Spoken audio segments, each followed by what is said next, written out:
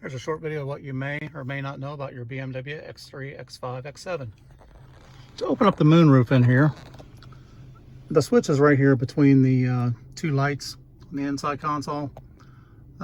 What you may or may not know is if you push and hold the button, it'll only open up to a certain point. If you just click it one time and don't hold the button, the visor will go back all the way to a lock position at the back of the car. Now to open the window itself, you push up on that, it starts the window to open.